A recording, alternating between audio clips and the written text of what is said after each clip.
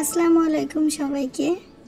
আজকে আমরা পেঁয়াজু বানাবো। ফার্স্টে পেঁয়াজটাকে কুচি কুচি করে কেটে নিয়েছি, আর এখানে নিয়েছি বেসন, এখানে ধনেপাতা কুচি কুচি করে কেটে নিয়েছি এবং সামান্য কিছু কুচি কুচি করে কাটা মরিচ।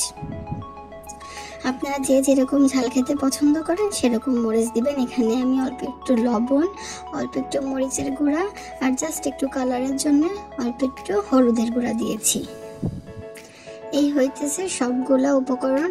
এখন এগুলোকে আমরা ভালো মতন হাত দিয়ে মাখিয়ে নিব। এই যে আমি হাত দিয়ে সুন্দর করে মাখিয়ে নিয়েছি। যেহেতু বাসায় আমরা দুজন মানুষ, সেহেতু এটা দিয়ে আমরা বেশ কয়েকটা পেঁয়াজু বানিয়ে ফেলতে পারবো।